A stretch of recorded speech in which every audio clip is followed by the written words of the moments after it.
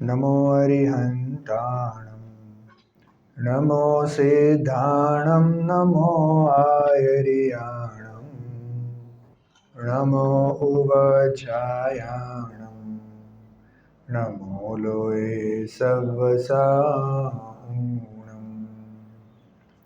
मङ्गलं भगवान् वीरो मङ्गलं गौतमो गणी मङ्गलं कुन्दकुन्दार्यो जैनधर्मोऽस्तु मङ्गलम् नमः समयसाराय स्वानुभूत्या चकासते चित्स्वभावाय भावाय सर्वभावान्तरचिदे ध्रुव अचलने अनुपम गति पामेल सर्वे सिद्धने वन्दिकहूँ श्रुत केवली कथित आसमय प्रावृत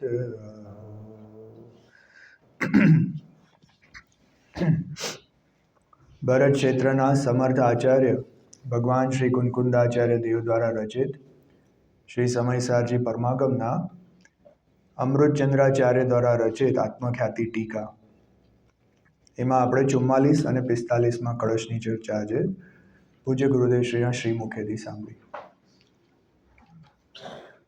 જો આ જીવ અજીવ અધિકાર છે એમાં જીવનું સ્વરૂપ શું છે, અજીવનું સ્વરૂપ શું છે અને જીવ અને અજીવ કેવી રીતના ભિન્ન છે એની ચર્ચા અહીંયા કરી છે.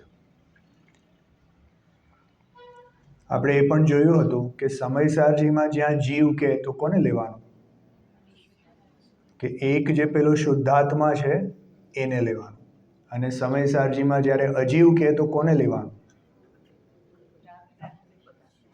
કે જીવ સિવાયના બાકીના દ્રવ્યો તો લીધા જ, ઉદ્ગલ ધર્મ અધર્મ આકાશ કાળને તો લીધા જ, પણ એના સિવાય જે જીવની રાગાદી વિકારી પર્યાયો છે એને પણ અહીંયા અજીવમાં નાખી દેવામાં આવે છે.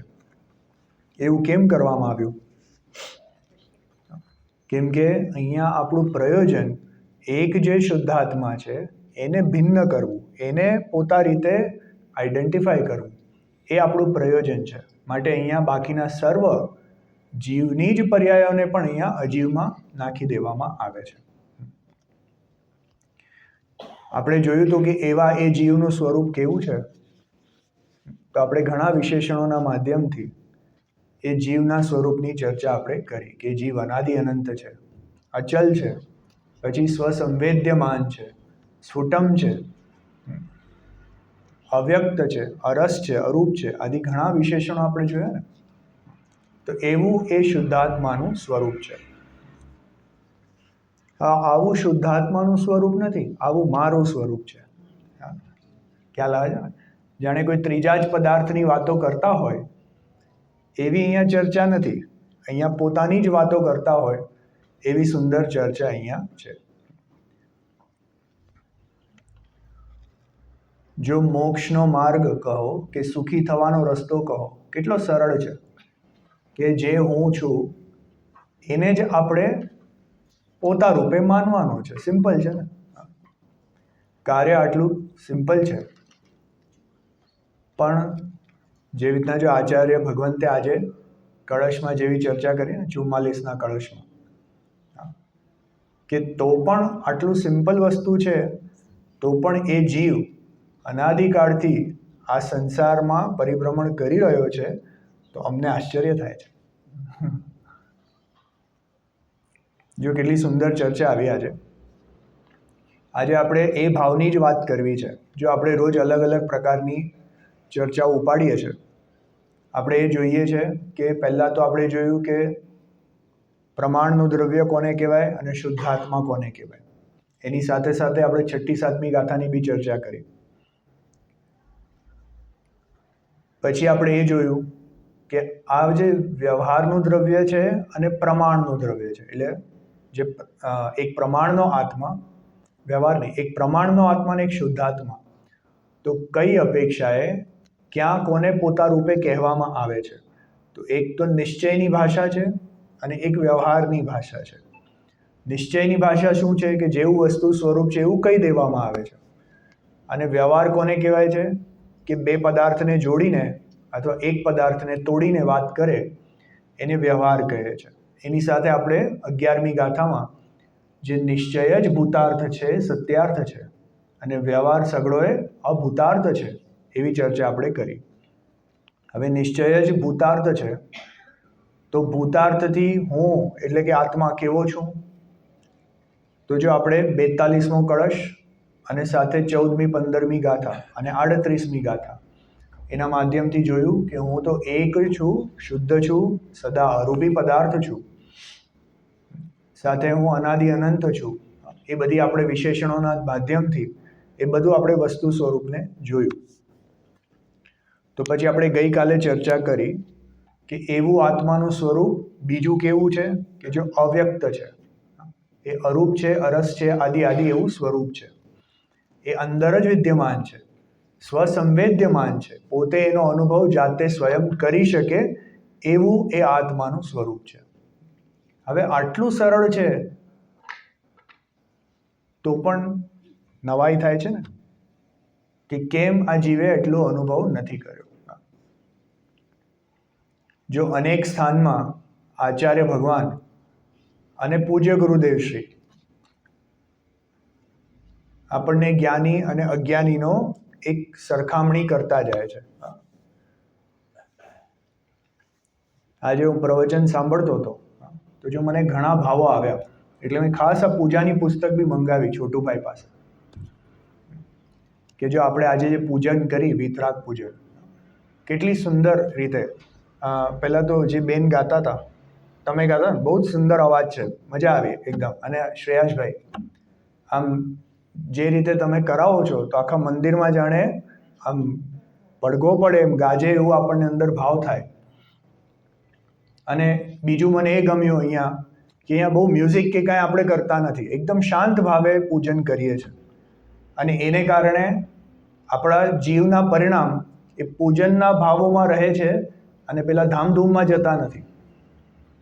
ખ્યાલ આવે? જો પૂજનનું પ્રયોજન શું છે કે પૂજનમાં આવેલ જે ભાવ છે, શુદ્ધાત્મા છે અને જિનેન્દ્ર ભગવાનની ભક્તિ છે, એને આપણે એ ભાવોમાં રમી જઈએ. ખ્યાલ આવે છે ને?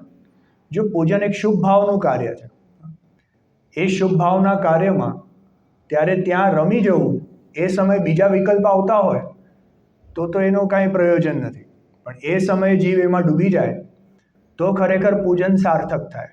એમાંય ખાસ જે આજની પૂજન આપણે કરી તો જો એમાં ભાવો કેવા લીધા, જે પૂજક છે અહીંયા તો એ સ્વયં સમ્યક દ્રષ્ટિ ધર્માત્મા છે. ખ્યાલ આવે ને? જો તમે પૂજનના ભાવો તમે જાણ્યા હોય તો એક જગ્યાએ જે ચર્ચાઓ આપણે કરી, જે રીતના જો શાંતિ પાઠમાં આપણે લીધું કે હું કેવો છું કે છું શાંતિમય ધ્રુવ જ્ઞાનમય, એસી પ્રતીતિ જબ જગે. પાછળ વિસર્જનમાં શું લીધું આપણે? પહેલી લાઈન શું હતી? ભૂલી ગયો. એક મિનિટ. 419 હતું ને? 422. હા, જો थी धन्य घड़ी जब निज ज्ञायक की महिमा मैंने पहचानी. એટલે જો અહીંયા તો જ્ઞાની ધર્માત્મા સ્વયં શું વિચાર કરે છે કે એવો મેં આત્મ સ્વભાવ સન્મુખ મેં જાણ્યો અને એમાં હું ડૂબી ગયો તો મને એવો આનંદ થયો કે એનું કાંઈ વર્ણન કરી શકાતું નથી. પણ અરે રે, ત્યાંથી હું બહાર આવી ગયો. અને હે ભગવાન, હવે ત્યાંથી હું બહાર આવી ગયો એટલે મને તમારી ભક્તિ કરવાનો ભાવ થયો. જો પૂજાના ભાવ બી કેવા જોરદાર છે. ખ્યાલ આવ્યો ને? હવે મારે આજે હું પૂજા કરી રહ્યો છું ને, એનાથી મારું પ્રયોજન શું છે? તો જો સાંભળો. पूजा का भाव विसर्जन कर तुम सम ही निज में थिर हो. કે આ પૂજા મારી પતે ને, અત્યારે આમ જાણે હું શુભ ભાવમાં એવો જોડાઈ ગયો છું, પણ મારી આ પૂજા પતે એટલે મને એવો ભાવ છે કે હવે હું પાછો મારા આત્મામાં એવો લીન થઈ જાઉં કે હવે મને બીજા કોઈ વિકલ્પ જ ના આવે. ઉપયોગ નહીં બહાર જાવે, ભવ ક્લેશ બીજ નહીં બો. કેવા ભાવો તો છે, જુઓ તો ખરા. આપણે જે વિતરાગ પૂજન બી આજે કરી એમાં પણ બહુ જ સુંદર ભાવો આવ્યા. જો જે ઓલી પહેલી જ કડી છે ને જલની, જ્ઞાનાનુભૂતિ હિ પરમામૃત હૈ. પોતાના જ્ઞાનની અનુભૂતિ જ પરમામૃત છે. હે જ્ઞાનમયી મેરી કાયા આદિ આદિ. પછી જો એમાં મેં દેખ સ્વયં કે વૈભવ કો પ્રભુવર અતિ હર્ષાયા. મારા પોતાના જ વૈભવને જોઈને જાણીને એટલો હર્ષ થયો, મને એટલો હર્ષ થયો કે અપની સ્વાભાવિક નિર્મલતા અપને મેં હી મેં પાયા. મને મારી નિધિ મારામાં જ મળી ગઈ, મને એટલો હર્ષ થયો, એટલો હર્ષ થયો. પણ સ્થિર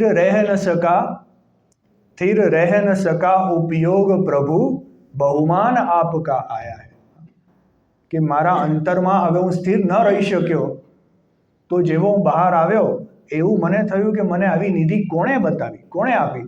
કે હે ભગવાન, તમે મને આપી, એટલે મને તમારું બહુમાન આપ્યું. ખ્યાલ આવે છે ને? સમતામય નિર્મલ જલ હી પ્રભુ પૂજન યોગ્ય સુહાયા. જો આપણને પૂજ્ય ગુરુદેવશ્રીની આટલી મહિમા કેમ આવે? વિચાર કરવા યોગ્ય છે કે આમ તો જો આપણા દાદા પરદાદાઓ કેટલાય વડીલો થઈ ગયા કે નહીં, અને ઘણા લોકોએ આપણા માટે ઘણું કર્યું છે. એમ વિચાર કરો તો આજે એમ વિચાર કરો લૌકિક ભાષામાં કે આપણે બધા સુખી સમૃદ્ધ છીએ, તો આપણા પિતાજી બાપા કે એના બાપા અને એ લોકોએ જે મહેનત કરી છે એના ફળ આપણે આજે ભોગવીએ છીએ. જેવી રીતના પેલો કેરી વાવીએ ને, આંબાનું ઝાડ વાવે ને તો એમ કહેવાય કે આ પોતે તો ક્યારેય નહીં ભોગવે, કેમ કે એને ટાઈમ લાગે ઉગે ને પછી એમાં આંબા આવે ને, એમ કે ભાઈ મારા દીકરાઓ ભોગવશે. ખ્યાલ આવે છે ને? તો આમ તો આટલા વડીલો થઈ ગયા, પણ એના કરતાં પૂજ્ય ગુરુદેવશ્રીનું કેમ આપણને બહુમાન આવે છે? કેમ કે જો જે બીજા વડીલો થઈ ગયા ને એ આપણા માટે પૈસા, ભોગ, સંયોગ આદિ મૂકી ગયા. એ તો બધા પૂતગલના ખેલ છે. આજે આવ્યું ને, આ પૂતગલ નાચી રહ્યું છે. પૂજ્ય ગુરુદેવશ્રી આપણા માટે શું મૂકી ગયા? જો વિચાર કરવા યોગ્ય વસ્તુ છે. જેવી રીતના આપણા દાદા પરદાદાઓ સમજો આપણા માટે કમાઈને જાય 5-50 કરોડ રૂપિયા અને આપણા માટે મૂકી જાય, તો આપણને એમના પ્રત્યે બહુમાન થાય કે ચલો આપણા માટે સારું કરીને ગયા. અહીંયા તો પૂજ્ય ગુરુદેવશ્રી આપણા માટે એવો અખંડ નિધિનો ખજાનો મૂકીને ગયા છે કે જેને જીવ ભોગવ્યા જ કરે અને ક્યારે પૂરો ન થાય. ખ્યાલ આવે છે ને? ઓલું પૈસા તો તમે વાપરો તો પૂરા થઈ જાય. જો વિચાર કરવા યોગ્ય વસ્તુ છે. આપણને નહીં તો આ શાસ્ત્રમાંથી પહેલાંનો જમાનો કેવો હતો તમે કદાચ જોયો હશે ઘણા લોકોએ. આ તો ગુરુદેવશ્રીના જમાનાની પહેલાંની વાત કરું છું, કદાચ નોએ જોયો હોય. કેવો જમાનો હતો કે આ શાસ્ત્રમાં હતા પણ કોઈને કંઈ સમજાતું નહોતું. ગઈકાલે જ અમે વાત કરતા હતા કે આપણી પાસે ષટખંડાગમ ગ્રંથો છે, એની વાત કરતા હતા ને આપણે. એ ષટખંડાગમ ગ્રંથો આજથી 100-150 વર્ષ પહેલાં જે આપણે આ છે ને મેંગ્લોર આગળ મૂળબિદ્રી, એ મૂળબિદ્રીના મંદિરોમાં સુરક્ષિત હતા એ તાડપત્રો ને બધું. એ એટલા બહુમૂલ્ય છે શાસ્ત્રો, કેમ કે પ્રથમ શુદ્ધ સ્કંદ છે, સૌથી પહેલાં રચાયેલા ગ્રંથો છે. અને આજથી 100-150 વર્ષ પહેલાં એની આખા ઇન્ડિયામાં એક જ કોપી હતી અને એ મૂળબિદ્રીના જિનાલયોમાં સુરક્ષિત હતી. હજારો વર્ષોથી ત્યાં સુરક્ષિત હતી. હવે એક જ કોપી છે, વિચાર કરો. એ તાડપત્ર કે કંઈક જરા બી આમ તૂટી ગયું અને એટલો ટુકડો ક્યાંય ખોવાઈ ગયો તો એટલા શાસ્ત્રનો ઘાત થઈ ગયો, હવે મળવાના જ નથી. ઇનફેક્ટ ઘણા બધા એવા ત્રુટિત અંશો છે જે આપણી પાસે છે જ નહીં. એ જય ધવલ આદિમાં અમુક અંશ એવા છે કે અમુક છે જ નહીં, એટલો પાર્ટ જ નથી, કેમ કે ખરાબ થઈ ગયા તાડપત્ર કે જે પણ એમાં કાંઈ ડિટિરિયોરેશન થયું. ખ્યાલ આવે ને? તો જો એક રીતે તો એમનો અહો ઉપકાર છે આપણા ઉપર કે એમણે આટલા હજારો વર્ષોથી એ લોકોએ સાચવીને રાખ્યા બધા ગ્રંથો. હા, એ પેટીમાં, અને તમને દર્શન કરવા દે દૂરથી. આ તો અમે હેમંતભાઈ સાથે જાતે ગયેલા છીએ, તમે ઘણા ગયા હશો મૂળબિદ્રી, દૂરથી બતાવે તમને કે જો આ આપણા મૂળ ગ્રંથો, પણ તમને અડવા ન દે, બહાર ન કાઢવા દે. આટલા વર્ષોથી એ લોકો એમને જાણે જીનેન્દ્ર ભગવાન કેવા હોય મંદિરમાં વિરાજમાન છે, પણ આપણે બેનો અડી ન શકે. એવી જ રીતે ઓલા તાડપત્રો ત્યાં વિરાજમાન છે, તમે આવો નમસ્કાર કરો, અડી નહીં શકો. આવી રીતના સુરક્ષિત હતા. પણ જીનાગમનો શું ફાયદો જો એને વાંચી જ ન શકો તો? તો કેટલી મહા મુશ્કેલી એ બહાર આવ્યા છે. એની હવે કથા ક્યારેક પછી કરશો, નહીં તો એમાં બહુ સમય જશે. ખ્યાલ આવે છે ને? લોકોના એમાં જીવ વયા ગયા છે, કેમ કે એટલી મહેનત છે એમાં, અને ઘણા પૈસાના ભોગે ને ઘણી મહેનત કરીને આજે ગ્રંથો બહાર આવ્યા છે આપણી પાસે. ખ્યાલ આવે? એટલે આ જે જીનાગમ આપણી પાસે છે એની અંદર સાર તો બધો છે, પણ સમજાવનાર કોઈ હતું નહીં. આવી રીતના ત્યાં સુરક્ષિત પડ્યા હતા, લોકો પ્રણામ કરીને આગળ વધતા હતા. અને એવા જાણે દુકાળમાં પૂજ્ય ગુરુદેવશ્રી જેવા મહાત્માએ એ જે અંદર આત્માની નિધિ બહાર પાડી અને આપણા સૌ સુધી પહોંચાડી. હવે આજે સમજો, આપણા જેવા સાધારણ લોકો પણ આ શુદ્ધાત્માની ચર્ચા કરી રહ્યા છે.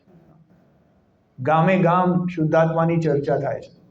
આજે આ બધા જીનાગમો હજારોની સંખ્યામાં બધે પબ્લિશ થઈને પહોંચી ચૂક્યા છે.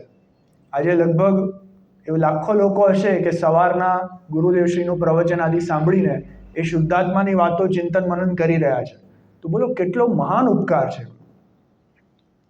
આજે આપણે મહેનત કરીને પણ પ્રભાવ ના કરવી હોય ને, તોય તમે લાખો લોકો સુધી ન પહોંચી શકો. અને જે એ મહાત્મા પોતાના સ્વરૂપમાં રહીને એમ જ સહજ રીતે કરીને ગયા છે. ખ્યાલ આવે છે ને? જો ઘણો ઉપકાર છે એમનો આપણા ઉપર. બોલો, એવો શુદ્ધાત્મા એટલો સરળ છે, આપણી પાસે હાજરા હજુર મોજૂદ છે, અને તોય આપણે એનો અનુભવ ન કરીએ. અનુભવ છોડો, આપણે એના વિશે વાંચીએ નહીં, એના વિશે સાંભળીએ નહીં. તો આચાર્ય ભગવાન કહે છે કે અમને તો આશ્ચર્ય થાય છે. પંડિત ટોડરમલજીએ સાતમો અધ્યાય છે ને, આપણે ચાલતું હતું ને હમણાં પંચલબ્ધિ, એનો મૂળ ટોપિક છે સમ્યક તો સન્મુખ મિથ્યા દ્રષ્ટિ. ત્યાં પહેલી જ લીટી એવી રીતના લખી, સમ્યક તો સન્મુખ પણ મિથ્યા દ્રષ્ટિ. એટલે પહેલી લાઈન એવી રીતના લખી કે જે જીવ જીન આજ્ઞા માને છે, જીન આજ્ઞા માને છે એટલે જૈન છે, જીનેન્દ્ર ભગવાન જ અમારા પરમાત્મા છે, એમણે કહેલા શાસ્ત્ર આદિ સાચા છે, બધું માને છે. જે જીવ જીન આજ્ઞા માને છે અને જીનેન્દ્ર ભગવાને કહેલા ઉપદેશ આદિને સાંભળે છે, વાંચે છે, બધું કરે છે, તો આપણને ઉપદેશ વાંચીને ખબર પડી ગઈ ને કે હું શુદ્ધાત્મા છું, અને આત્મામાં જ સુખ છે, ક્યાંય બહાર સુખ નથી, એવું ખબર પડી ગઈ. છતાંય પોતાના આત્મામાં લીન થઈને સુખ પ્રાપ્ત કરતા નથી.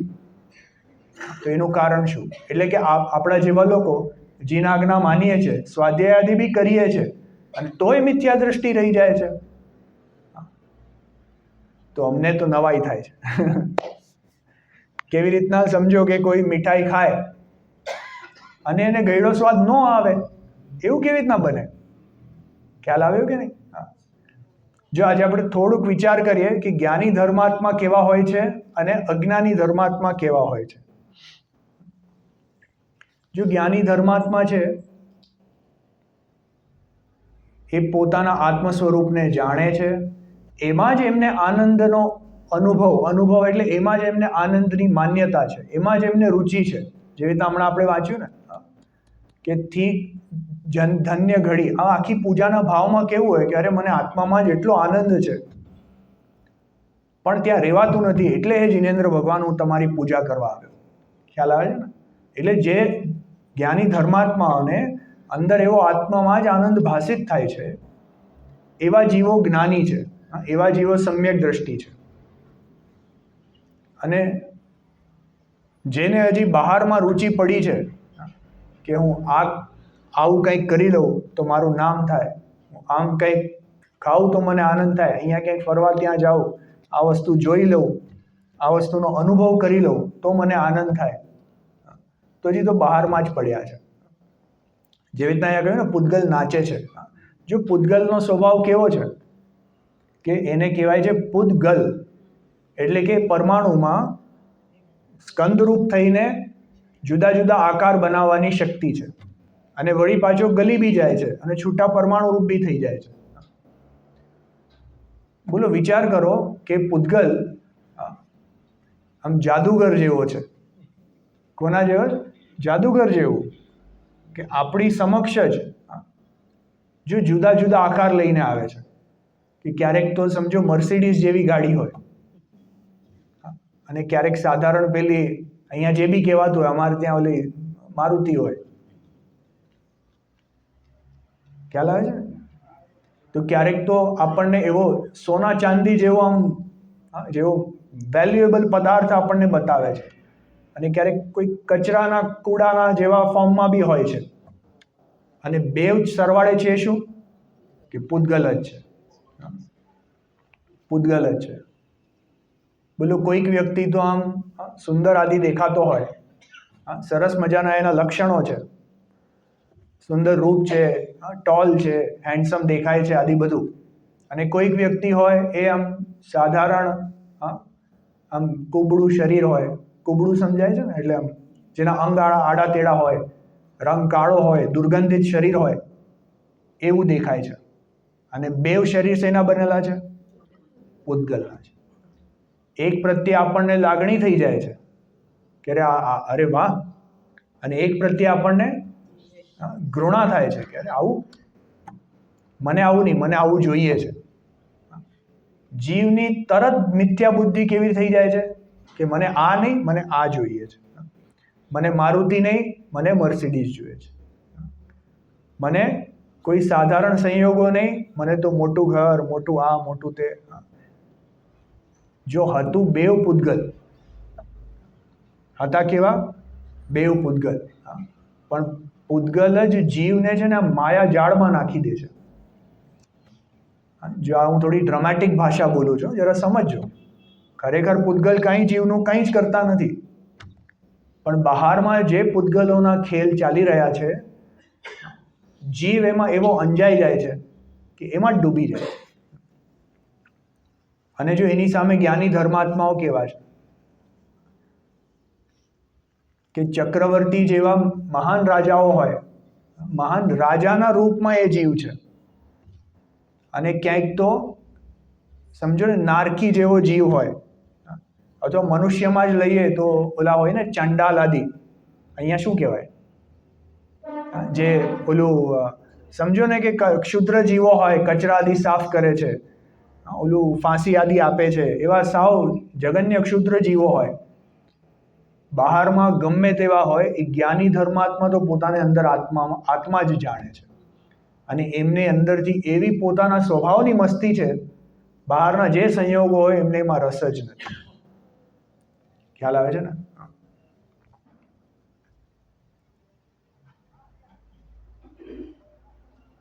જો અન્ય જીવોને જોઈને, અન્ય જીવોના પુણ્યના ઉદયને જોઈને આપણે એવું કરવા માંગીએ છીએ, અથવા એવું આપણને પુણ્ય પ્રાપ્ત કરવા માંગીએ છીએ.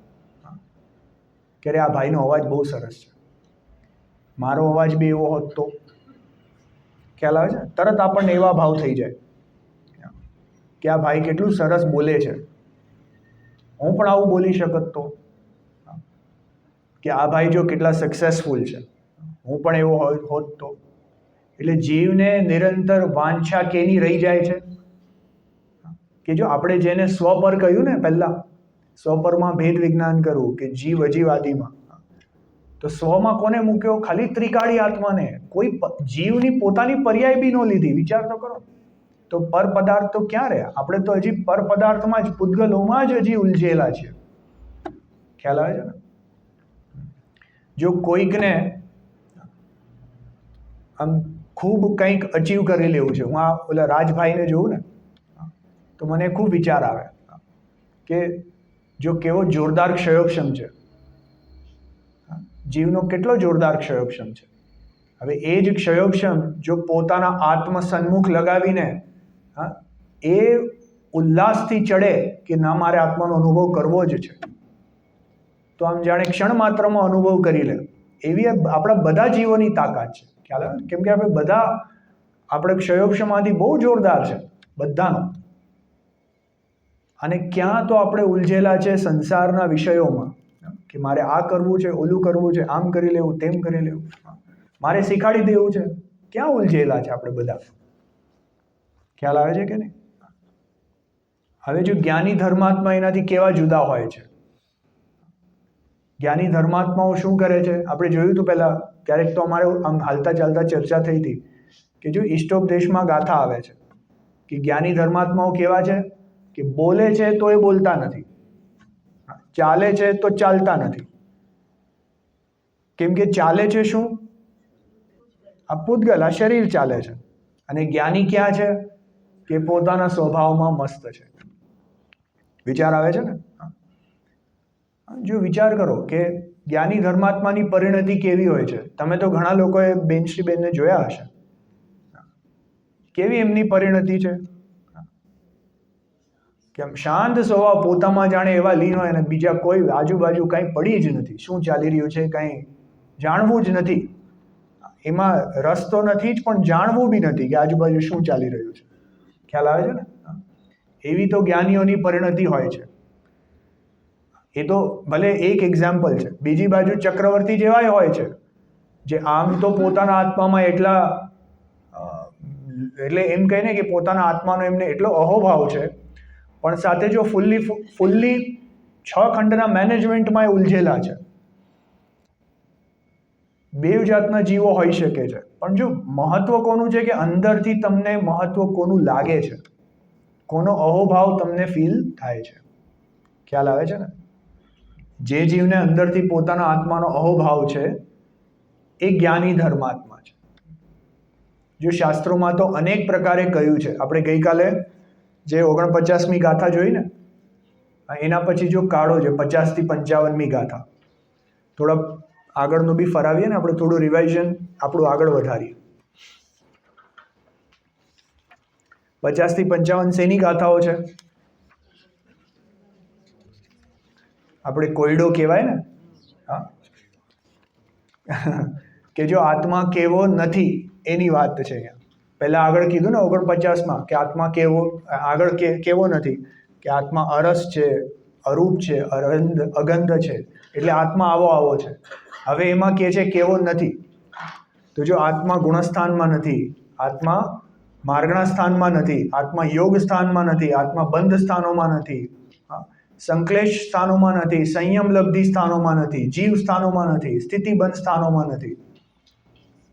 જીવને વર્ગ નથી, વર્ગણા નથી, સ્પર્ધક નથી. આપણે વર્ગ વર્ગણા સ્પર્ધકની ચર્ચા કરી હતી ને, તો જીવને આમાંથી કાંઈ નથી. જીવને અધ્યાત્મ સ્થાન નથી, અનુભાગ સ્થાનો નથી. ખ્યાલ આવે છે ને? જો વાત તો આટલી જ કરવી છે કે આત્મા શુદ્ધ આત્મા છે, પણ હવે સીધે સીધું ન સમજે તો શું કરે? આચાર્ય ભગવાન બી શું કરે? એટલે વારે ઘડીએ અલગ અલગ ભાષામાં અલગ અલગ રીતે આપણને સમજાવવાની કોશિશ કરે છે. તો જો આ નથી, આ નથી, આ નથી કરીને પાછું પહોંચાડવું ક્યાં છે? કે શુદ્ધાત્મા છે એટલું પહોંચાડવું છે. હવે જો આગળ વધારો, 56મી ગાથા કાઢો.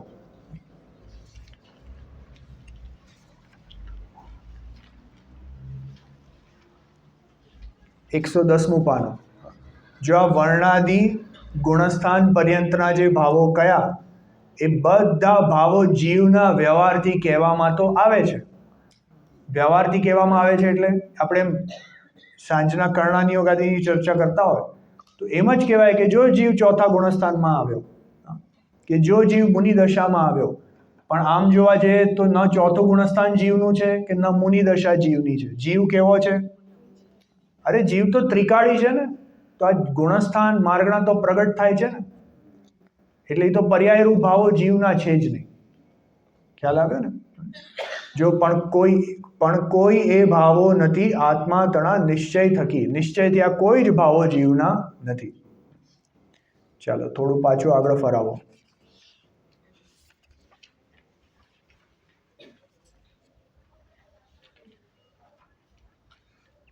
જો 57મી ગાથા સામે જ છે, જોઈએ જરા કે આ ભાવ સહ સંબંધ જીવનો ક્ષીર નીરવત જાણવો. આ બધા ભાવો જે કીધા વર્ણાદિ ગુણસ્થાન પર્યંત એમ દેખાય છે તો દૂધની જેમ કે એક સાથે ભળેલા દેખાય છે. ક્ષીર નીરવત, ક્ષીર એટલે પાણી, સોરી ક્ષીર એટલે દૂધ, નીર એટલે પાણી, એ બેવ જેવા એક સાથે ભળેલા દેખાય છે, પણ છે કેવા કે બે પદાર્થ ભિન્ન ભિન્ન છે. ઉપયોગથી અધિક તેથી જીવના નહીં ભાવ કો. જીવનો કોઈ ભાવ ઉપયોગથી એટલે જ્ઞાનાદિ સ્વભાવથી કોઈ પણ વિશેષ ભાવો જીવમાં નથી. ખ્યાલ આવે? જો આગળ વધારો થોડું, આ બધી ચર્ચામાં લગભગ એ જ ભાવો અહીંયા વણે છે આચાર્ય ભગવાન.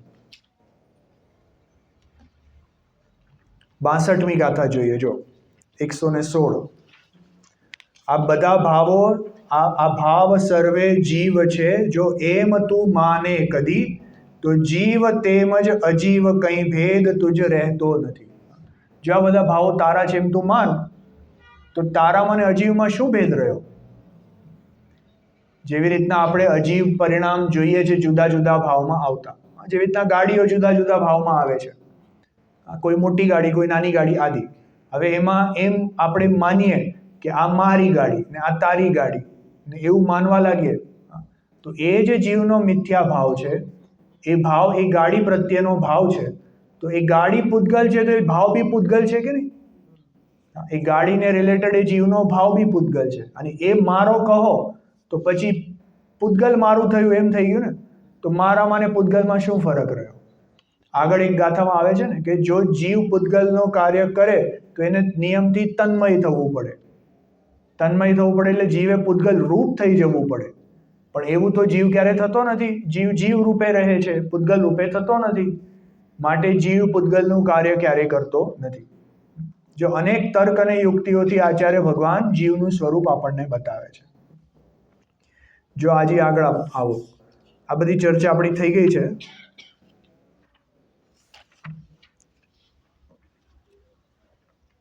બધું એ જ કહે છે કે જીવ આ નથી, આ નથી, આ નથી. જો છે જીવ અજીવ અધિકાર ને, અને જે મૂળ વાત કરવી હતી એ તો 1 થી 12 ગાથામાં કરી આવ્યા કે શુદ્ધાત્મા કેવો છે. અને જે શિષ્ય આને વાંચતો હતો એને તો 38મી ગાથા સુધી સમ્યક તો એ થઈ ગયું. આપણે ક્યાં પહોંચ્યા? આપણે તો બીજો અધિકાર બી પૂરો થઈ ગયો. ખ્યાલ આવ્યો ને? તો જો એ 38મી ગાથા સુધી આપણને સમ્યક તો ન થયું, એટલે અહીંયા આચાર્ય ભગવાન આપણા માટે વિસ્તારથી ફરીથી સમજાવે છે. એવું તમે સાંભળ્યું હશે કે જો સમયસાર ગ્રંથ કેટલો, એ આમ કોઈ કહે ને કે સમયસાર ગ્રંથમાં કેટલા પદો છે, કેટલા પદ છે, કે આમ સંક્ષેપમાં જોવા જઈએ તો એક જ શબ્દ છે સમયસાર. એમાં આખો ગ્રંથ આવી ગયો કે સમયસાર એટલે કોણ? કે શુદ્ધ આત્મા. સમયસાર એટલે કોણ? શુદ્ધ આત્મા. હવે એક શબ્દથી કોઈ ન સમજ્યું એટલે એના માટે પહેલા 12 ગાથાઓ લખી. એ 12માં બી જો પહેલી 5 ગાથા તો મંગલાચરણ રૂપે છે લગભગ. એટલે ખરો ભાવ ક્યાં આવ્યો? કે એટલી ગાથામાં આખું સમયસાર આવી ગયું. હવે એમાં જો પાછો જીવ ન સમજ્યો તો એના માટે વિસ્તારથી આખો પૂર્વરંગ અધિકાર લખ્યો. ખ્યાલ આવે છે ને કે પૂર્વરંગમાં કહે છે દેવ સ્તુતિ આદિ આમ કરાય, એને વ્યવહારથી સ્તુતિ આને કહેવાય, પણ નિશ્ચયથી આવું તારું સ્વરૂપ છે, વ્યવહારથી આવું ભલે દેખાય છે, શરીર આદિ ભલે દેખાય છે, પણ નિશ્ચયથી તારું સ્વરૂપ આવું છે. આખું એમ કરીને પૂર્વરંગમાં બધું કહ્યું. એટલામાં એ ન સમજ્યો એટલે આચાર્ય ભગવાનને સાતેવ તત્વ વિસ્તારથી લખવા પડ્યા. એમ કરીને આખી 415 ગાથા બનાવી. ખ્યાલ આવે છે ને? તો એ જો અન્ય મોટા ગ્રંથો તમે વાંચો ને તો ત્યાં એમ કહેવાય કે જે મધ્યમ રુચિવાળા જીવ છે ને એના માટે સમયસારજી બનાવેલું છે. સંક્ષેપ રુચિવાળા જે છે એને તો પહેલા જ સમજાઈ ગયું, જે મધ્યમ રુચિવાળા છે એના માટે સમયસારજી છે, અને જે વિસ્તારથી રુચિવાળા છે એના માટે પ્રવચનસાર આદિ પંચ પરમાગમ બનાવ્યા છે. ખ્યાલ આવે છે ને? જો વાત તો આટલી જ છે. વાત કેટલી છે? કે પરથી ખસ, સ્વમાં વસ, એટલું બસ, ટૂંકું ને ટચ, આટલું જ કામ છે. પણ આચાર્ય ભગવાન કહે છે આજના કળશમાં કે અમને તોય નવાઈ થાય છે કે આટલું કામ છે તોય જીવ એટલે આપણે જીવ એટલે કોણ? આપણે. આચાર્ય ભગવાન આપણને કહે છે કે અમને નવાઈ થાય છે તોય તું હજી પૂતગલમાં રમી રહ્યો છે. જો આજનું ગાથા થોડી કાઢો, આજનો કળશ 44મો.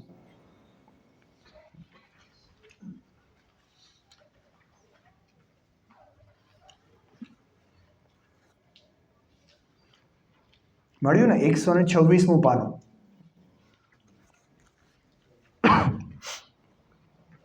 જો વળી ફરી મોહનો પ્રતિષેધ કરે છે, પ્રતિષેધ એટલે એનો નિષેધ કરે છે, અને કહે છે જો મોહ નાચે છે તો નાચો, તો પણ આ આમ જ છે. આ આમ જ છે એટલે કે આત્મા આવો જ છે. આ અનાદિકાળના મોટા અવિવેકના નાટકમાં અથવા નાચમાં વર્ણાદિમાન પૂતગલ જ નાચે છે. એટલે શું કહે છે કે અનાદિકાળથી આ જીવ મિથ્યાત્વ ભાવમાં રહ્યો છે, તો એની નજર ક્યાં રહી છે? કે પૂતગલ તરફ જ રહી છે. એટલે એને તો પૂતગલના જ બધા ભેદ પ્રભેદો આદિ દેખાય છે. એટલે એમાં મૂળ કેરેક્ટર કોનું થયું? કે પૂતગલ જ આપણને જીવ ઉપર કંટ્રોલ કરે છે. ખ્યાલ આવે ને? પૂતગલ જ નાચે છે, અન્ય કોઈ નહીં. અભેદ જ્ઞાનમાં પૂતગલ જ અનેક પ્રકારનું દેખાય છે. જીવ તો અનેક પ્રકારનો છે નહીં. ખ્યાલ આવ્યો ને? હવે જો આ તો આમ સંસારી જીવની એક પરિણતિ કે એની બુદ્ધિ બી કેવી થઈ ગઈ કે એને એક વસ્તુ આપી હોય ને તો એને ગમે બી નહીં. એને વિવિધતા જોઈએ છે. એને વિવિધતા જોઈએ છે. અમે નાના હતા ને તો એકવાર મેં અતુલભાઈ કામદાર છે ને હૈદરાબાદથી, મેં એમને પૂછ્યું કે જૂના જમાનામાં ગુરુદેવશ્રી હતા ત્યારે પ્રતિષ્ઠાઓ કેવી થતી હતી. આ સોનગઢ પ્રતિષ્ઠાનો પ્રસંગ છે. તો ત્યારે અમે સાથે સહપ્રતિષ્ઠાચાર્ય હતા ને, એટલે એમ જ મેં પૂછ્યું કે ત્યાં એ જમાનામાં પ્રતિષ્ઠાઓ કેવી થતી હતી એમ. તો કે ત્યારે બધું એટલું સાધારણ હતું. તમે તો અહીંયા નાયરોબીની તો ઘણા લોકોએ માણી હશે. ત્યારે બધું એટલું સાધારણ હતું કે એ સમયે અતુલભાઈ કામદાર પોતે બહુ નાના હતા. જ્યારે નંદીશ્વર દીપની પ્રતિષ્ઠા થઈ ને સોનગઢમાં, પોતે બહુ નાના હતા. એટલે કે ત્યારે તો જૂની સમિતિ હતી. એ જૂની સમિતિમાં વચ્ચોવચ એક ઓલો ડંકો હતો, પાણીનો ઓલું હોય ને, બોરિંગ ડંકો કહેવાય ને, ડંકી. હા, ડંકી. એટલે ત્યારે તો કોઈ આવા જુદા બાથરૂમ ને એવું બધું કંઈ આવું ફેન્સી હતું નહીં. તો શું કરે બધા કે બધા છોકરાઓ લાઈનથી આમ ઊભા રહી જાય અને એક ઓલા ભાઈ ઓલું ડંકીમાં આમ કરતા હોય ઉપર પાછળથી. એટલે બધા આવે, ચલો નીચે બેસી જાઓ, અને આમ કરીને જરાક 2 લોટા પાણી નાખે, ચલો પતી ગયું, આગળ નેક્સ્ટ.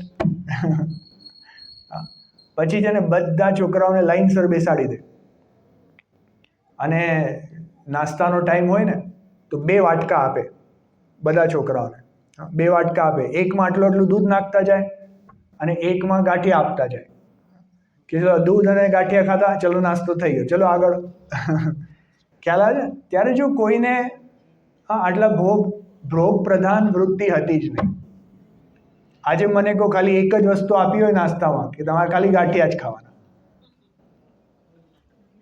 ફાવે? આપણને ફાવે? આપણે એવા આધીન થઈ ગયા છે કે 2, 3, 4 આઈટમ તો જોઈએ તો આમ લાગે કે જરાક વ્યવસ્થિત નાસ્તો કર્યો. ખ્યાલ આવે છે? એક આઈટમમાં ચાલે આપણને. હવે આપણે સમજો જમવા બેઠા હોય, ગઈકાલે હરીશભાઈના ઘરે ગયો હતો ને, ઓલું શું બનાવ્યું હતું? ઓલું બીન્સ વાળું, હા, ગીધેરી. એટલે એ એક આઈટમ ખાધી ને મને ભાવી. એટલે હરીશભાઈ કે ક્યારેક અમે જમીએ ને તો બસ આ એક જ આઈટમ ખાઈએ, બીજું કાંઈ ન ખાઈએ. હવે બોલો આપણે આપણા જમવામાં કેટલી આઈટમ હોય? રોટલી, દાળ, શાક, ભાત આટલું આપ્યું હોય ને તો લોકોને અપમાનજનક લાગે કે આટલું જ એમ થાય, કે કોઈ મિષ્ટાન નથી, સાથે કોઈ ફરસાણ નથી, અને એક જ શાક. આમ 2 તો કમસે કમ એકાદ કઠોળ હોય, કંઈક તો હોવું જોઈએ ને જરાક. બોલો, આવા ગુરુદેવશ્રી કહે ને કે આવા તો અટકચાળા. આવા તો આપણા અટકચાળા છે. અને જો અહીંયા શું કહે છે કે આત્મા કેવો છે કે જો જ્ઞાનની પર્યાયમાં જુદા જુદા પૂતગલોનું રૂપ દેખાય છે, પણ અહીંયા આત્મા તો એક રૂપ જ છે.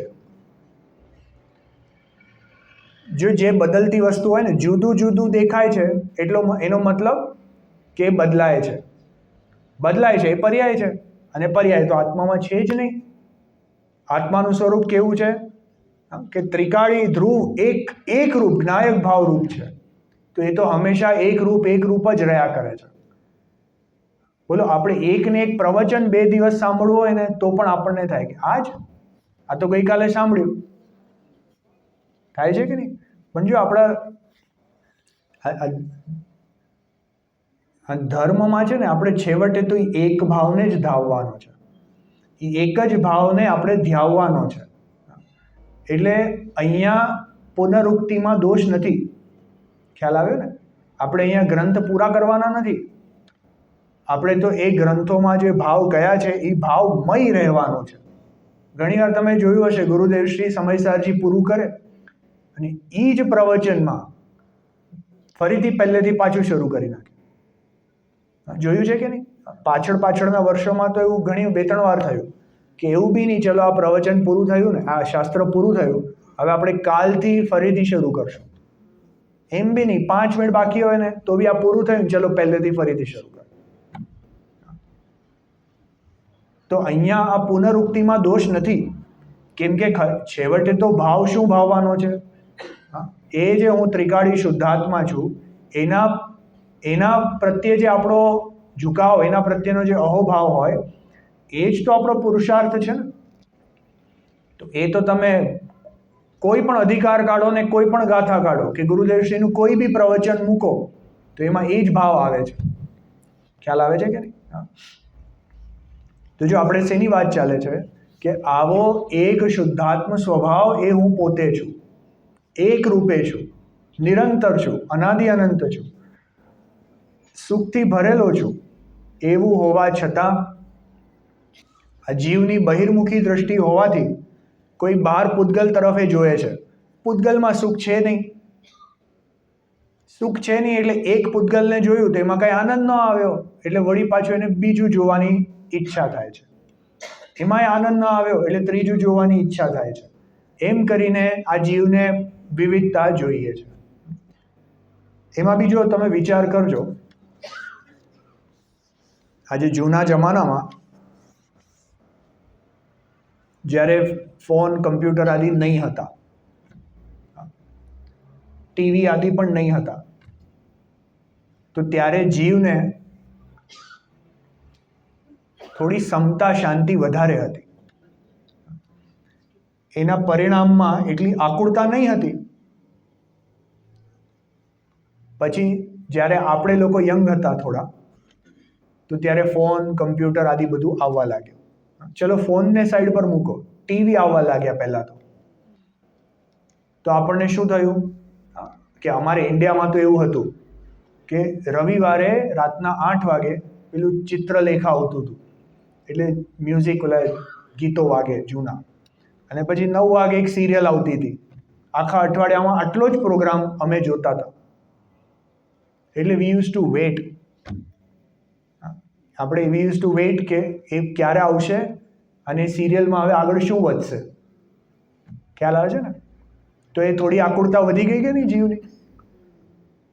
હવે એને નિરંતર ઈચ્છા, અરે ઓલામાં શું થશે.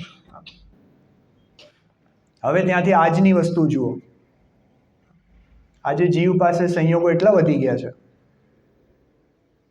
કે અમારે પાછું એવું થાય, અહીંયાનું ખબર નથી, કે લોકો અમારે ત્યાં ટ્રેન, બસમાં લોકો બેઠા હોય ને તો તમે જુઓ ને બધા જ પોતાના ફોન પર બેઠા. 6 જણ 10 જણ બેઠા છે. આમ તો શ્વાસ લેવાની જગ્યાનો એટલા લોકો ત્યાં ઊભા છે, પણ એમ નહીં કે હું બાજુવાળા સાથે વાત કરું 2 મિનિટ. બધા જ ઓલામાં છે. અને શું કરે છે? બસ આમાં. અને એ એટલું અડધો કલાક કર્યા પછી છે ને જીવ એવો થાકી જાય છે. ખરી રીતે વિચાર કરો ને, માનસિક રીતે આમ અડધો કલાકમાં એટલો ડિસ્ટર્બ થઈ જાય. એ જે એની આકુળતા વધી કે ઘટી? આજે જો આપણા વોટ્સએપના ફોનના નોટિફિકેશન ને બધું આવતું હોય, હવે મારે ઇન્ડિયાના નોટિફિકેશન આવતા હોય ને, તો આપણે અહીંયા 4 વાગે એટલે ત્યાં 6:30 વાગી ગયા હોય, એટલે ઓલું ટીંગ ટીંગ ચાલુ થઈ જાય. અને આપણે તો તોય 10-1 વાગે સૂઈ જઈએ, ત્યાં લોકો 12:30-1 વાગ્યા સુધી ન સૂતા હોય, એટલે રાતના 10 વાગ્યા સુધી વાગતું જ હોય.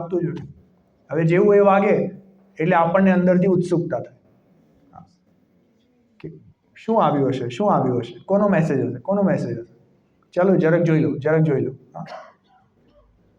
બોલો, આ જીવના પરિણામમાં આકુળતા વધી કે ઘટી? આ જેમ જેમ કાળ આગળ વધતો જાય છે અને આધુનિકતાઓ વધતી જાય છે ને, એમ ઉલટાની જીવની આકુળતાઓ વધતી જાય છે. જીવને જે પહેલા શાંતિના પરિણામ હતા, આ તમે જરા લોકોએ નોટિસ કર્યું હશે, જે ગામડામાં લોકો રહેતા હોય ને, એ ઘડિયાળના કાંટે ન ભાગે. શાંતિ છે ને, ઉઠે ત્યારે ઉઠે, એનું દૈનિક કાર્ય પતાવે, રેડી થઈ જાય એટલે એના જે યથાયોગ્ય ટાઈમે યથાયોગ્ય કામે ચાલ્યા જાય. હવે જો તમારે અહીંયા એ થોડો બેનિફિટ છે કે તમારે કોઈ ટ્રેન પકડવાની નથી, ખ્યાલ આવે ને? એટલે તોય તમારે ટાઈમ હોય કે ભાઈ મારે આટલા વાગે નીકળવું છે, તો તમે ઉઠો, તૈયાર થાઓ. આપણે ભાગતા હોય કે ટાઈમ થયો, ચલો આ કરીએ. પણ ગાડી લઈને જવાનું હોય ને, એટલે એક્ઝેક્ટ મિનિટ ટુ મિનિટ ચિંતા ન હોય, થોડું 5-1 મિનિટ આમ તેમ ચાલે. હવે અમારે ત્યાં ટ્રેન પકડવાની હોય, એટલે એની આકુળતા કેટલી? છૂટી હશે. આ જીવને શાંતિ વધી કે ઘટી? ખ્યાલ આવે છે ને? આ જીવની આકુળતા નિરંતર વધતી જાય છે. હવે એની બદલે વિચાર કરો, આ ખાલી લૌકિક એક્ઝામ્પલ લઉં છું. વિચાર કરો, કોઈ જીવ સોનગઢમાં રહે છે, એને કોઈ ચિંતા છે? કોઈ ટ્રેન પકડવી નથી, કશું જ નથી. શાંતિથી સવારના પોતાના સમય ઉઠ્યા, જિનેન્દ્ર ભગવાનનું સ્મરણ આદિ કરે, પોતાના આત્માનું સ્મરણ ચિંતન આદિ કરે, પછી બેન્ચની તત્વ ચર્ચામાં જાય. શાંતિના પરિણામ છે. આરામથી જવું, આરામથી આવવું, આખો દિવસ શાંતિમય જાય છે. ખ્યાલ આવ્યો કે નહીં? હવે જો એમાં તોય થોડી આકુળતા છે, જો જે ભાવથી કહું છું એ ભાવથી સમજજો, કે તોય આપણને એક ટાઈમ ટુ ટાઈમ, ભાઈ આટલા વાગે ગુરુદેવશ્રીનું પ્રવચન છે, આટલા વાગે અહીંયા છે, 15 મિનિટનો ટાઈમ છે, ચલો જલ્દી નાસ્તો કરીને આવવાનું છે. ત્યાંથી ભાગે સમિતિ સુધી નાસ્તો કરીને પાછા આવે. ખ્યાલ આવે છે ને? અને એની બદલે વિચાર કરો કે આપણે ગુરુદેવશ્રીના ટાઈમમાં જ્યારે બધા બહેનો ભાઈઓ હશે, એ સમય કેવો શાંતિમય હશે. કોઈને કાંઈ એવી દિવસના ખાલી એક પૂજા હોય, ગુરુદેવના 2 પ્રવચનો હોય, સાંજના તત્વ ચર્ચા હોય, અને બાકીના સમયમાં જો એ લોકો આંટો બી મારે ને, ત્યાં જમ્યા પછી કેવી રીતના જરાક આંટો એ મારે, તો ત્યાં તત્વ વિચાર ચાલતા હોય. ખ્યાલ આવે છે કે નહીં?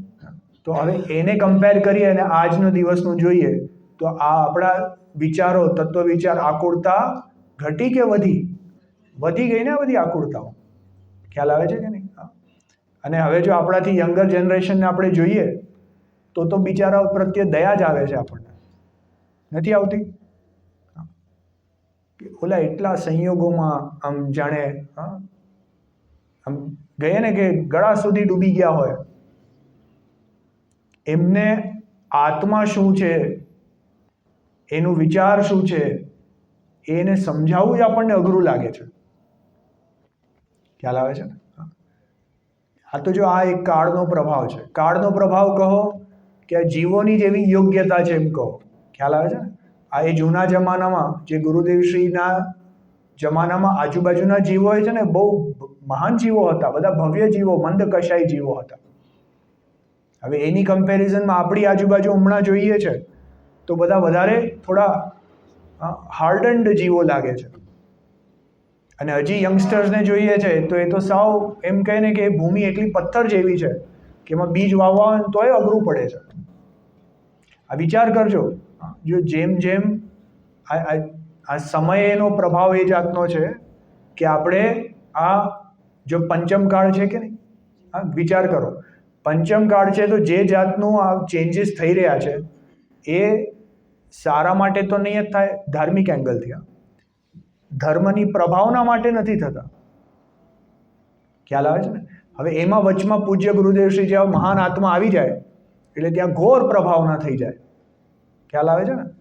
પછી આ તો ધીરે ધીરે પાછું નીચે જાય, વળી પાછો કોઈ એવો મહાન આત્મા આવશે અને પાછી ઘોર પ્રભાવના થશે. આ સંસારનો નિયમ છે. ખ્યાલ આવે છે ને?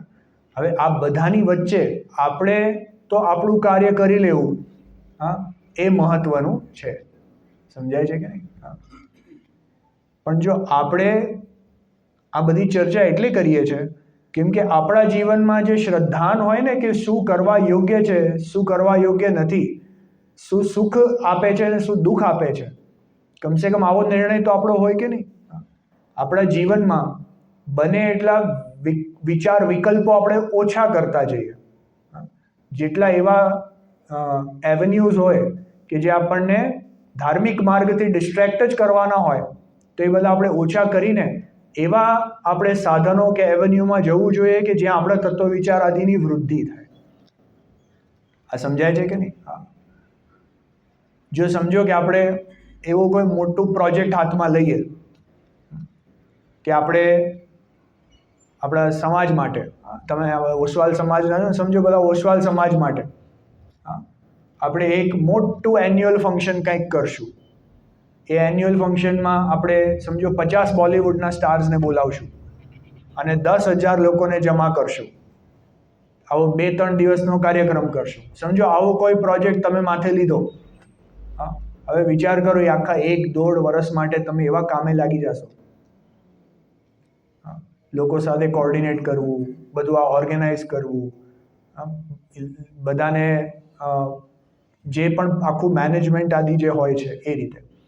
આ તો મેં એક એક્ઝામ્પલ આપ્યું, લૌકિક એક્ઝામ્પલ. આવું તમે તમારા બિઝનેસ આદિમાં વિચાર કરો કે સમજો કે આપણે 4 ધંધા છે, હવે મારે કંઈક આ 5મો કરવો છે. એના માટે થઈને તમે સમજો જગ્યા જુઓ, એના માટે જે પણ રો મટીરિયલ લાવો, એના માટે જે પણ આપણે ગવર્મેન્ટમાં કંપનીનું રજિસ્ટ્રેશન આદિ બધી કરવાની માથાકૂટ, કેટલો તમારો ટાઈમ એમાં સિંક થઈ જશે. સમજાય છે કે નહીં? એટલો જ આપણો ટાઈમ, આપણો બહુમૂલ્ય વિચાર ચિંતન મનનનો ઉપયોગ આપણે જો એ જ સમય આત્મામાં લગાવશું તો ક્યાંથી ક્યાં નીકળી જશે એનો વિચાર કરો.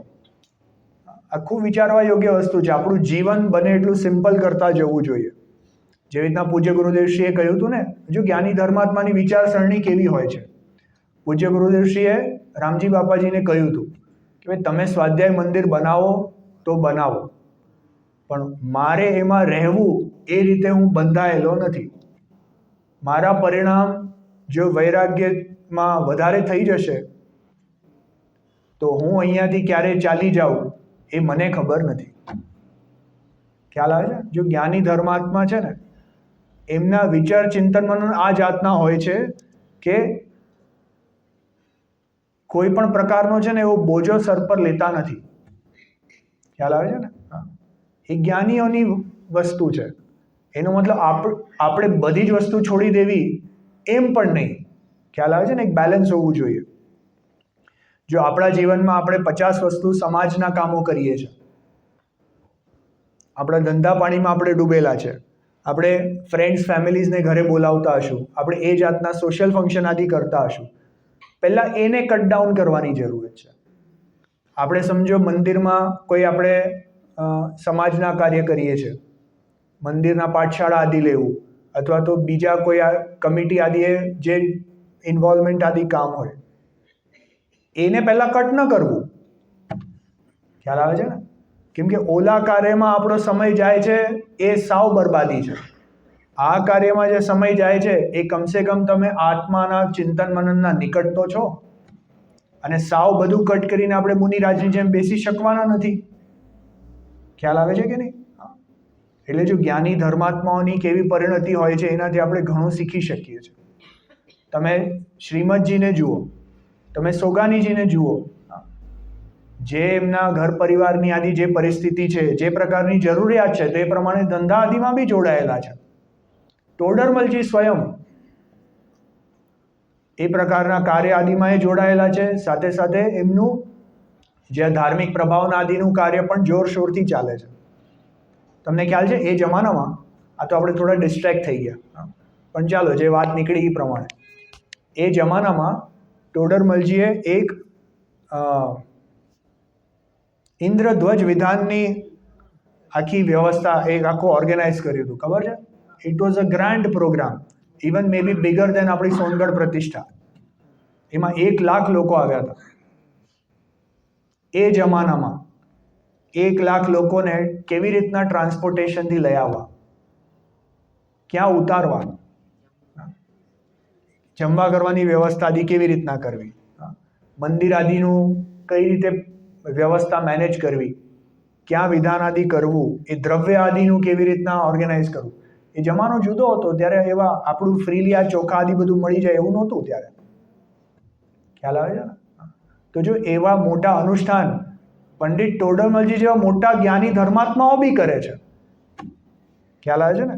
એટલે આપણે મંદિરની ગતિવિધિઓમાં તો ફૂલ જોશથી એવી રીતના જોડાઈને બધા કાર્ય કરવા જ જોઈએ.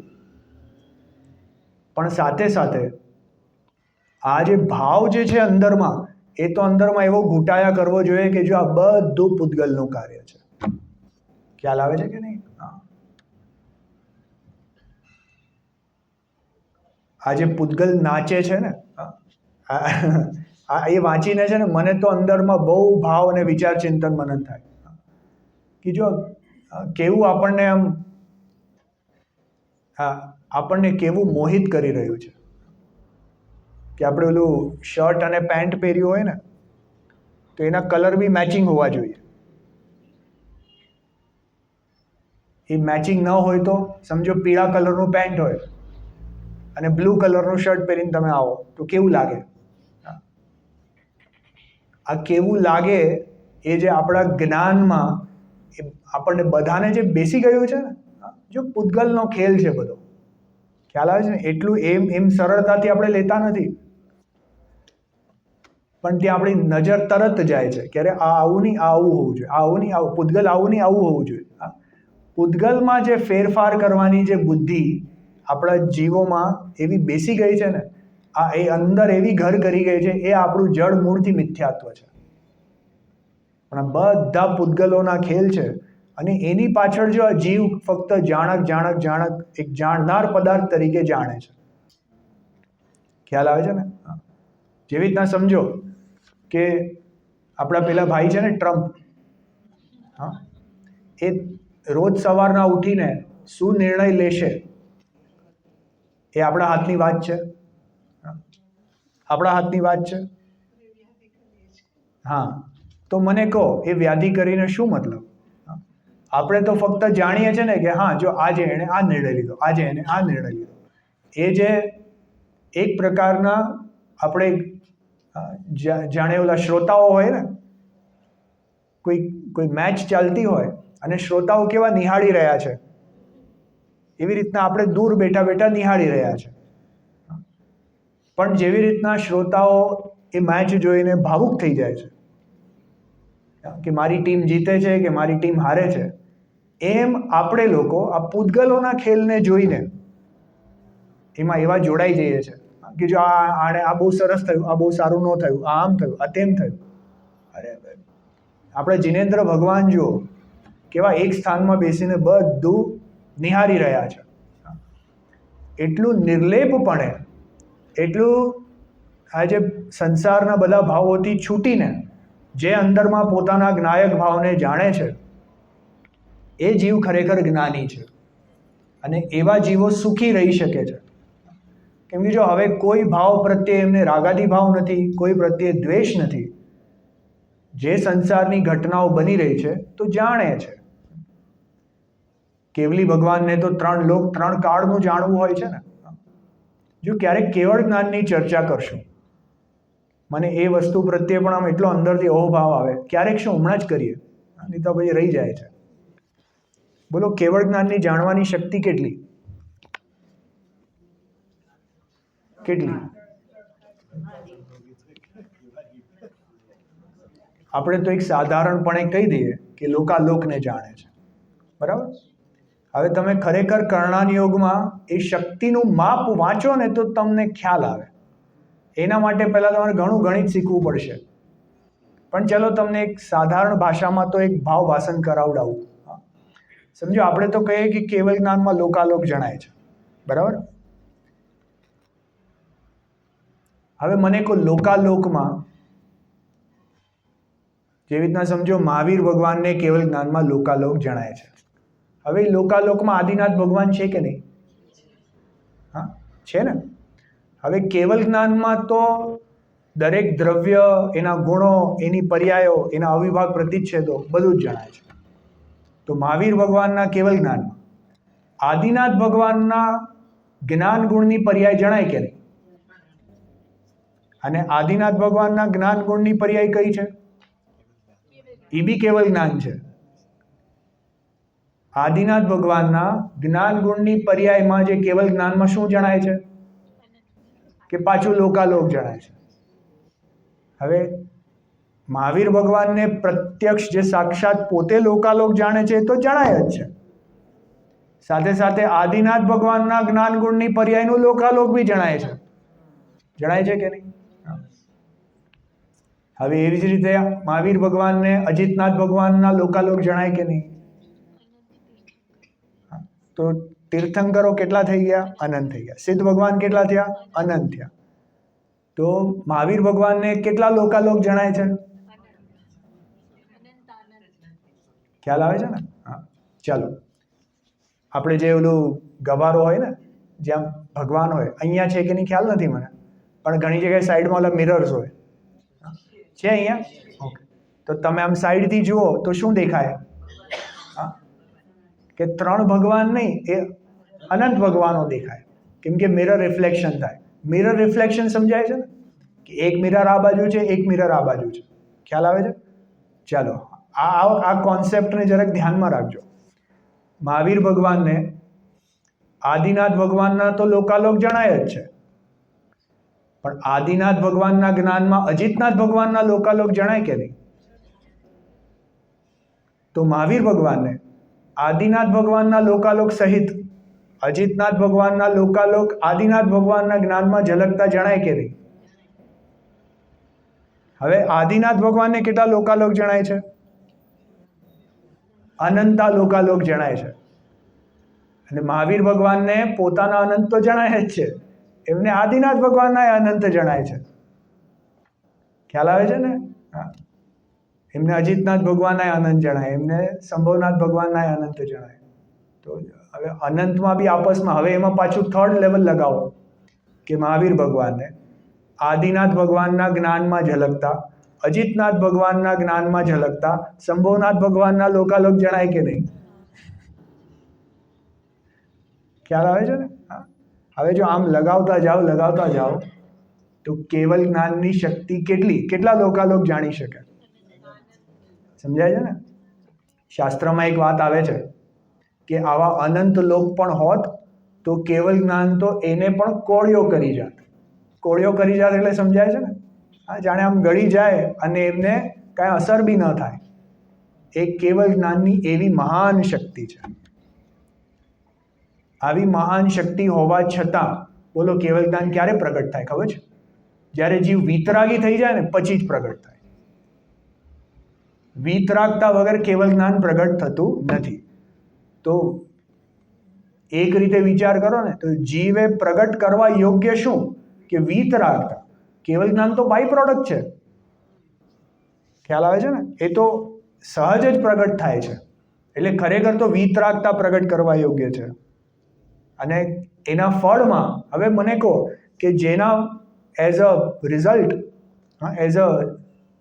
જેવી રીતના આપણે સમજો 1 કિલો સફરજન લેવા જઈએ, એટલે દૂધ લેવા જઈએ. સમજો અમારા જમાનામાં એવું હતું, અમે નાના હતા ને તો ઓલું દૂધવાળો ઘરે આવે, ઓલું એનું કન્ટેનર લઈને, અને સાથે એનું ઓલું માપ હોય, હા, એનું અડધા લીટરનું એવી રીતના. પછી ઓલું નળ ખોલે અને ઓલું ભરે માપ.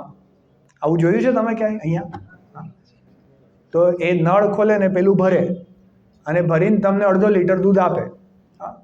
પછી જાણે ઓલું ભરવામાં કંઈક જરાક ઓછું વધતું થઈ ગયું હોય ને એટલે ઓલું બીજી વાર જરાક આમ નળ ખોલીને બંધ કરે કે સાવ આવડું કે દૂધ હોય ને એ હજી ઉપરથી નાખે કે ક્યાંય અડધા લીટરથી ટીપું ઓછું ન આવી જાય તમને, એટલે બીજી વાર જરાક આમ વધારે નાખે. આ સમજાય છે કે નહીં? હા.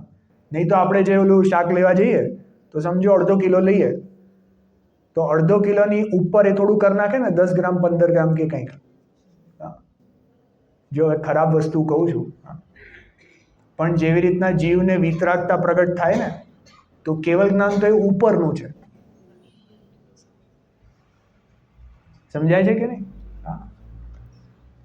કેમ કે જીવને ખરું સુખ તો વિતરાગતાથી પ્રગટ થાય છે, અને જે અર્યંત ભગવાન ને કેવલ જ્ઞાનમાં લોકાલોક જણાય છે તો એ લોકાલોક જણાવવું તો એમને સહજ થઈ જાય છે. ત્યાં અર્યંત ભગવાન લોકાલોકને જાણવા જતા નથી, એ તો પોતામાં લીન છે. ખ્યાલ આવે છે ને? હવે એ વિતરાગતા આપણને શું કહે છે કે આ જીવ અહીંયા સહજ જ્ઞાનાનંદમય બેઠો છે, એમાં તું લીન થઈ જા, બાકી કેવલ જ્ઞાનમાં લોકાલોક જણાય છે એમાં શું જાણવા જેવું છે? સમજાય છે કે નહીં?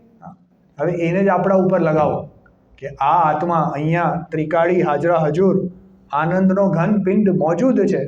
હવે આ પૂતગલના ખેલને શું જાણવું છે? સમજાય છે ને? આ જીવનું જેટલું જ્ઞાન બહાર જાય છે ને એ બધું જ્ઞાન એક ક્યાંક તો વાંચ્યું હતું કે જે ઇન્દ્રિય જ્ઞાન જે ઇન્દ્રિયોના માધ્યમથી બહાર ગયું ને એ બધું અજ્ઞાન છે. હવે એ જડ થઈ ગયું, એ જ્ઞાન બી જડ થઈ ગયું છે. કેમ કે જડને જાણે છે માટે જ્ઞાન બી જડ જ છે. સમજાય છે કે નહીં? તો એવી રીતના જે જ્ઞાની ધર્માત્માઓ હોય છે એ જ્ઞાની ધર્માત્મા તો બસ પોતાના એક આત્મામાં એમાં નિમગ્ન છે.